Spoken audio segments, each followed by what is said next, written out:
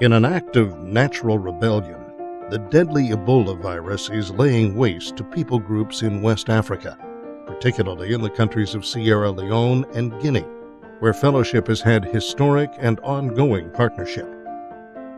In countries already impoverished by weak infrastructure and poverty, the Ebola crisis is devastating social order, creating orphan families, making food scarce and expensive, shutting down educational systems, and destroying what economic progress has been made over the last decades. Ebola is an invisible enemy, if you want to call it. It's just a virus that spreads through bodily fluid contact, whether casual, whether it's intimate, whether it's eating on the same plate. It's a deathly disease. Ebola is not only a vicious and deadly disease, having infected and killed thousands of people, but the resulting fear and paranoia is creating social mistrust and interpersonal alienation that is separating family from family and village from village. Ebola is creating prison-like conditions where social contact, communal sharing, and even a simple touch are no longer trusted. I think one of the most damaging effects of Ebola is this no-touch thing. People need touch, and there are children who are not being touched by parents, because there's so much fear. You don't even shake hands anymore. You don't hug for sure. And then you move to the whole thing of families. When do you stop hugging your kids? It was a place where everybody was very warm and friendly and welcoming, and now there's a fair distance between everybody all the time, and there's a lot of fear. Businesses shut down because nobody's buying your products. Food is skyrocketing in prices, everything's going up. And nobody can make a living, and everything's quarantined. And then you have your issue with witchcraft, because the animistic society that is underneath all these people, they assume that there's some reason that somebody survived Ebola, and it must be powerful medicine, they call it, witchcraft. A survivor then is ostracized. Who's going to feed you? And then when the parents die, who's taking the kids? How should we respond as a church? How can we engage and affect change in West Africa, where Fellowship's intimate connection and involvement has spanned decades? Fellowship's had a history with West Africa and the Yalonkas especially. My folks went out in 1951. I was a missionary in Sierra Leone and in Guinea, West Africa with my family, and people like the Crawfusses have been missionaries in Sierra Leone, Dr. Timothy Warner and Eleanor, his wife, Dan and Carol, my brother, Wayne Fay. Cluckies came later. As a whole, over the years, we've maintained that consistent contact with the Yalonka people, both in Guinea and Sierra Leone. My name is Steve Harrigan, and I go to Fellowship Missionary Church, and we lived in Sierra Leone not only as missionaries, but I grew up there and spent most of my childhood there. The country of Sierra Leone itself is probably about the size of South Carolina, and it goes from hot beaches on the coast, and then really humid middle lands, and then the mountains where I grew up were the beautiful, just beautiful, gorgeous rocks and cliffs and animals running all over, and kind of your typical Africa. And so I spent a lot of my time up there. Guinea is similar. Guinea is very, very mountainous. We lived in Guinea for 3 years as well after we evacuated out of Sierra Leone, and so a very, very beautiful country. It's how I've described it to people is idyllic. That was my perception growing up. My name is Kim Carbo, and I'm the president and CEO of Women of Hope International. And we work in Sierra Leone. We've been, with Women of Hope International, we've been in Sierra Leone for about 5.5 years, working specifically with women with disabilities. I have lived and worked in Sierra Leone for almost 40 years now. The changes that I've seen have been dramatic. This ministry, actually, one of the sort of transformational things that took place that actually landed me in Women of Hope was realizing that that was not the case.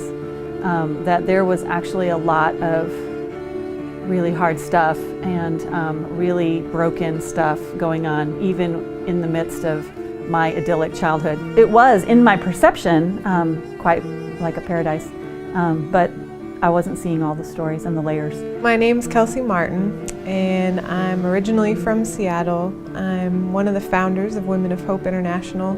In this trip that we just came back from, in my time there, the country has changed in that you can feel the palpable fear, first of catching Ebola. So no one's touching anyone. The schools have been shut down. You know, you're going through checkpoints to enter into quarantine zones. And at those checkpoints, your temperature is being taken. So there's this constant awareness of the fact that Ebola is potentially everywhere. There are laws right now against gatherings. There are laws against meetings. Actually, there's even a law in the books right now against shaking hands. So the government has come up with lots of laws to try to manage people in this situation. The problem in Sierra Leone is that sometimes when education is done, people are told what, but they're not told why. When you have different languages create their own problems. Just like you have 13 different languages in Sierra Leone. So you walk in and speak in English over a megaphone. This is how they promoted Ebola education. The government did. They would go in for 20 minutes and announce in the middle of the village on a loudspeaker, PA, and start shouting about Ebola and what they should do or what they should not do. Well, maybe the people were there, maybe they weren't. Maybe they were at the farm. And maybe they were talking in Creole, which is a trade language. And they're hearing this guy yell and shout about Ebola. But that didn't mean they understood. That didn't mean somebody spent time teaching them, saying this is the danger. It's not witchcraft, it's a kind of sickness that you can get and you need to do this, this, and this. Because Ebola was such an unknown in that area and there wasn't a lot of information, the first information that started coming out, they gave what they knew when they knew it, but they learned more and more as time went on. And so as people learned more and more, the information began to change. Well, in a culture where you're dealing with low education levels and low literacy levels, sometimes you don't get the opportunity to do two educations. Like whatever came first, that's it, and so you don't get to undo or redo. People have already stuck with what came first. And so there was so much chaos. And so all these stories and rumors were just incredible. A new rumor would come up and it would go all over the place. It's not for somebody like you or I just to randomly go, we're going to go solve Ebola's problems. There has to be a plan, there has to be an effort that's united, I believe. And whether it's for Ebola or even the recovery of Ebola, I think that's what we need is a united effort. The trauma on the children is immense, just seeing bodies and having people die and not being able to have funerals and not really understanding, and the fear of your parents, or the people that are caring for you are in such fear, and kids pick up on that super easy. I mean, we heard story after story too of, kids that have started wetting the bed, or their play has changed. They now are playing dead man, and so they take turns being the dead guy, and then the ambulance or burial team comes and hauls the dead guy away, and so this is their new play. And so trying to help the adults help the children process through some of that and what's happening with them. So there's all this kind of stuff going on too. There's the humanity issue of just a lot of scammers and just everything. It makes it very difficult to help too. We actually created a picture pamphlet that is being used in over 12 different countries right now for Ebola prevention education. It got translated into dozens of languages. I have no idea how many anymore because it just it went viral.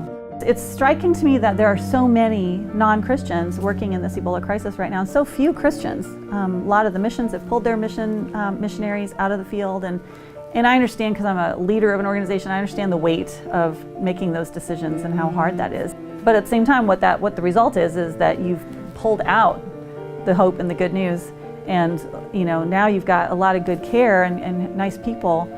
But gosh, those people need to hear about Jesus. We're in a spiritual battle, and upon entering into Sierra Leone, I saw the wrestling of life and death played out before me. People are wrestling with, where am I going? What's happening to my loved ones? Where do they go when they die? And in a predominantly Muslim society, again, that's how we can be praying for them. It was a really refining moment in my own spiritual walk, and just seeing His faithfulness in those. It was almost as if He promised, Kelsey, I want to deepen intimacy with you, even in this situation too. When I went in August, I showed up at one of our general meetings where our women were gathered, and they didn't know I was there. The staff knew I was there, but the women didn't know. And as they were gathering, I poked my head in the door, and it was like, whoa, you're here? One woman said, I'd like to speak on everyone's behalf. And so she stood up and she said, we have heard that all the foreigners have run away, but you ran here. Now we know that you love us. One day, this is going to be done, and they're going to ask, hey, what did you do? When I go there to say, hey, I want to be connected with you, I want to continue working with you, They may ask, were you here did you help when I needed you? Or did you go run and hide? See, we kind of ran away when the Civil War came, and then it was all done, we went back, and then now we hear about the atrocities. But how much did we even pray?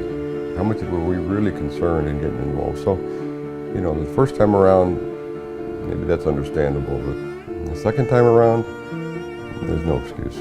When I go to the field and I see sort of the mass numbers of people, and it's not as mass as it needs to be, but the numbers of people that have come to help and assist, by and large, they're secular, nice people that are helping in this Ebola crisis right now. And that should give us pause. What is driving them to sacrifice their life for something like that? I don't know.